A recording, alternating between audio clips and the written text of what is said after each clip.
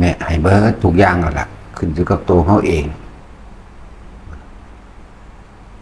วิธีที่เฮ็ดให้จิตตั้งมั่นที่เฮ็ดให้เกิดสมาธิวิธีทรงฌานต่างๆแน่ให้เบิดจนละเอียดคักก็ละเดี๋ยวตาตัวพวกเขาเองเฮ็ดเองเด้อขึ้นอยู่กับเจ้าของเด้ขึ้นอยู่กับตัวเองบ่ได้ขึ้นอยู่กับเพิ่นเด้บ่ได้ขึ้นบ่ได้มีความผิดเด้ผู้เพิ่นแนะก็ดีหนทางมีอยู่แต่เฮาบ่ไปเดินตามทางนั้นทางก็บ่ได้มีความผิดเด้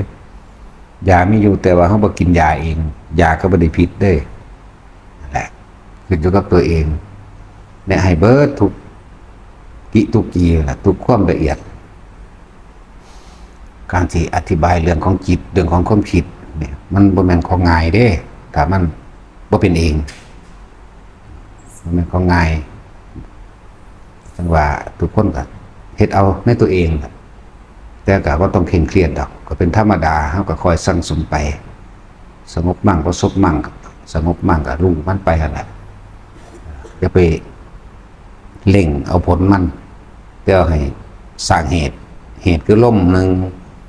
ทำความเข้าใจอีกระดับหนึ่งคำว่าสติปัฏฐาน4เนี่ยแปลว่านึกถึงคิดถึงในฐานที่ตั้งแห่งจิต4อย่างกายเวทนาจิตจิตเวทนากายทำความรู้สึกอยู่ในกายรู้สึกด้วยลมหายใจเข้าออกก็เอิ้นว่าทำความรู้สึกในกายคือกายในกายแล้วทำความรู้สึกที่มันเป็นอุเบกขาหมายถึงเวทนาในเวทนาเข้าไปอีกแปลว่าความรู้สึกนั้นคือความรู้สึกอันเป็นอุเบกขาที่มันแผ่ซ่านออกมาทางร่างกายที่ว่านิ่มๆน่วงๆกลางคิ้วกลางหน้าผากบนหัวกายเวทนาจิตกับผู้รู้กับจิตอันเดียวกันสื่อมันจะสื่อดอกเลยว่าความรู้สึกโตนั่นรู้สึกว่ายังรู้สึกว่าอยู่กับลมหายใจเข้าออกอยู่ยังเห็นตัวของหายใจอยู่ความรู้สึกได้ความรู้สึกอย่างหนึ่งอันเป็นนิ่มๆน่วงๆเรื่องว่ากายเวทนาจิตเวทนากายร่วมกันแล้วก็เป็นหนึ่งว่าเรียกว่าจิตหนึ่งก็ว่าความรู้ที่เป็นหนึ่งแต่ว่าจิตหนึ่งความรู้สึกที่เป็นหนึ่งรู้สึกโตหรือรู้ที่เป็นหนึ่งเมื่อมันรู้เป็นสองนะมันย่ำเห็ดเอาสมถะก็นี่แหละสมถะเลยทำให้จิตว่างวิปัสสนาทำให้ว่างจากจิตเมื่อจิตมันตั้งมั่นดีแล้วมันบ่คิดมันบ่นึกหยังต่อมาเฮาก็สิเห็นความคิดที่มันคิดของมันเองมันเป็นเอาเองเป็นของมันเองและเฮาบ่เข้าไปเจตนาเฮาบ่เข้าไปจ้องในความคิดนั่นคือเฮาบ่ซอยมันคิดเอิ้นว่าจะว่างจากจิตสมถะทำให้จิตว่างวิปัสสนาคือรู้แจ้งเห็นจริงตามความเป็นจริงว่าความคิดนี่ก็บ่เที่ยงบ่จีรังบ่ยั่งยืนบ่แน่นอนบ่คิดบ่แซ่อยู่เรื่องเดียวคิดเรื่องนี้แล้วก็คิดเรื่องใหม่อีกเอิ้นว่าเกิดดับจึงว่างจากจิตว่างจากความคิดนั่นแหละจึงมีแต่รู้อยู่อย่างเดียวนี่มองยอดมันอันนี้ก็ตอนเฮาบ่ทันได้ถึงตรงนี้ก็อยู่กับลมหายใจทำความรู้สึกกายในกายอันหนึ่งหมายถึงลมหายใจนี่แหละคือกายในกายอันหนึ่งทำความรู้สึกในเวทนาอันหนึ่งหมายถึงเอาอาการปิติที่เข้ามาสร้างมันขึ้น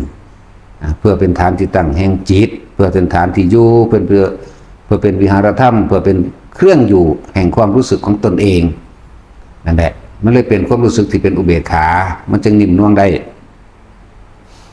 จิตก็รู้ของมันนั่นแหละเรื่องว่ากายเวทนาจิต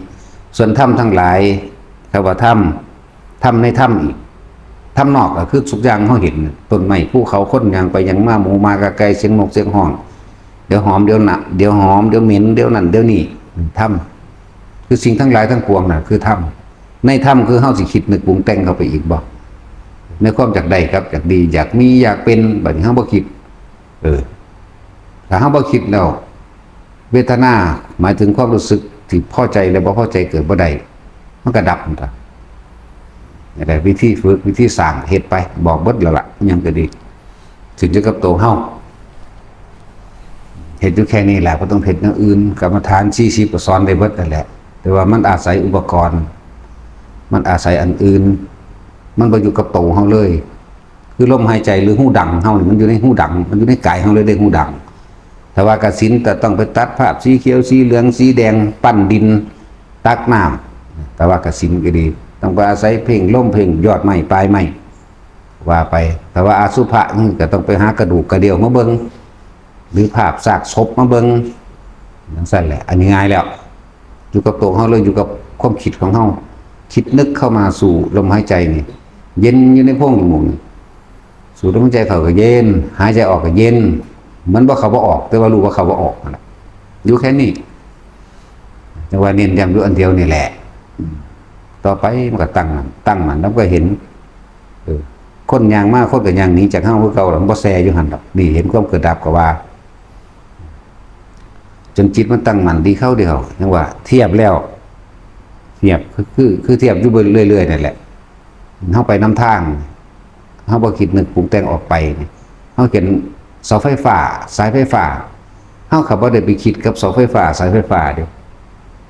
มันก็เลยบ่มีความสุขความทุกข์เกิดขึ้นใดต้นไม้เบิดทุกต้นก็เพียงแค่ว่าตามันผ่านไปซื่อๆเสียงนกเสียงคนเสียงหมาเสียงรถมันก็เสียงของมันออกไปมันก็ผ่านไปสู่นั่นแหละเกิดดับก็ดีเฮาบ่ดึงเข้ามาไหมเฮาบ่ไปถอดสะพานเอามันเข้ามาไหมถอดสะพานให้มันเข้ามาน่ะเฮาเด้เป็นผู้เอามันเข้ามาคนพวกนั้นยางมาโอ้เขาไปยังนอนนั่นเข้ามาแล้วเด้นั่นไม่ใช่ว่าล่ะเขาไปยังนอนจะคงน้ำเขานั่นแหละเรียกว่าถอดสะพานเขาเข้ามามันบ่เป็นเขาเข้ามาดอกความคิดเฮาน่ะดึงเขาเข้ามา